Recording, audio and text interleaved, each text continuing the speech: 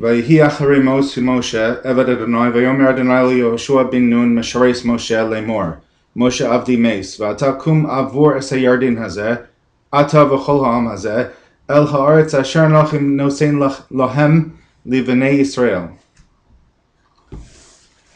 So allow me to share with you the Art Scroll translation. It happened after the death of Moshe, servant of Hashem, that Hashem said to Yehoshua, son of Nun, Moses' attendant, saying, Moses, my servant, has died. Now arise, cross this Jordan, you and this entire people, to the land that I give to them, to the children of Israel. So I want to share a personal idea on this.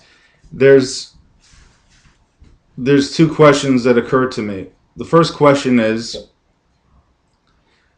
we're talking about Moses. God did more miracles with Moses than with anyone else in the world. So why does death have to stop Moses? Why did God not bring back Moses immediately from death? Techias HaMesim, resurrection of the dead. If it could happen to anyone, why not Moses? And why not immediately? Why tell someone, as great as Yehoshua was, he wasn't Moshe, so why tell Yehoshua to continue and lead the people instead of saying, okay, just wait, I'll bring back Moshe? Now, it's understandable a person, even as great as Moshe, may have to die to prove that he's mortal and not a godly figure, especially in that age with pagan deities. So that's understandable. But to say that he has to remain dead, so there is a concept of resurrection of the dead. And we have in Proverbs that Torah gives life. Torah adds life to people. So therefore, if Torah adds life, and Moses gave the Torah, so it would seem impossible that the one who is instrumental in bringing life to the world, to every being who benefits from the Torah, why should such an individual not be given resurrection of the dead immediately? Secondly, why didn't Yehoshua ask for it? Why was that not Joshua's reaction? Okay. So the reason is because before Yehoshua could say anything, God said, Moses, my servant, passed away. By saying this, he was saying, in other words, that there's a final aspect to this decree. It cannot be overturned until after Mashiach comes. So that means it's a lesson that people have to rise above tragedy and continue on instead of trying to relive the past, which has passed. Well, if this is the case, okay, and obviously it is, so then why would Mashiach be given life without death? Because the Medrash says that Mashiach will enter heaven alive. And Moses wasn't given that opportunity. So if the person who gave the Torah's Chaim, the Torah of life, died, so why wouldn't Mashiach die?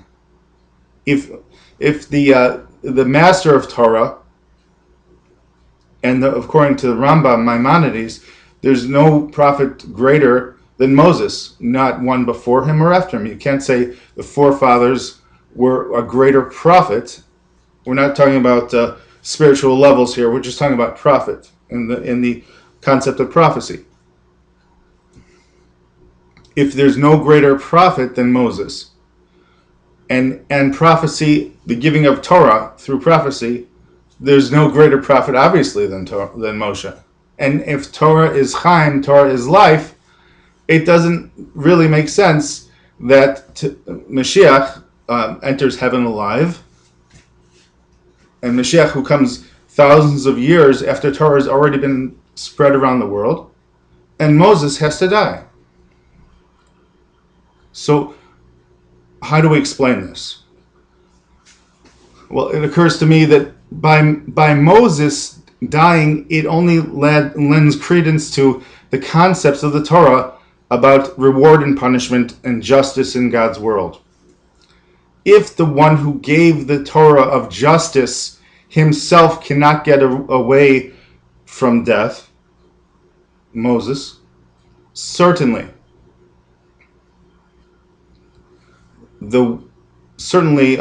it applies to anybody.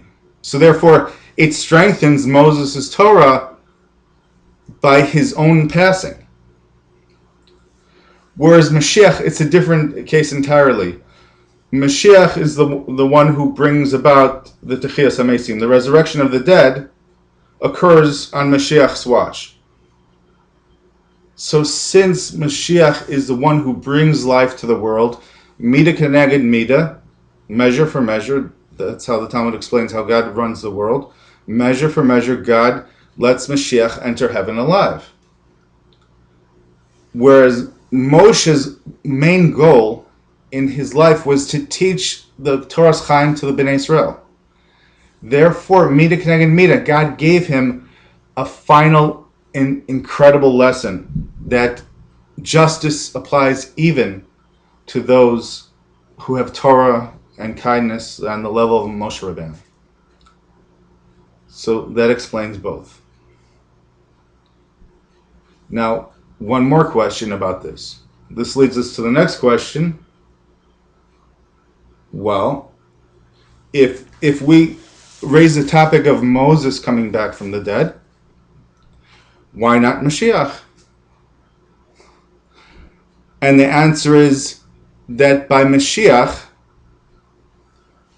although there may be scholarship, the Rabbi from Lubavitch quotes the Barbanel that theoretically it's possible for Mashiach to even come from those who have passed from this world, but in Metzias, in actuality, it's extremely unlikely, and there's a reason for that. And allow me to coin a phrase: Kol Golei Yisrael min hachaim heim v'lo min hamesim. All redeemers of Israel come from the living and not from the dead.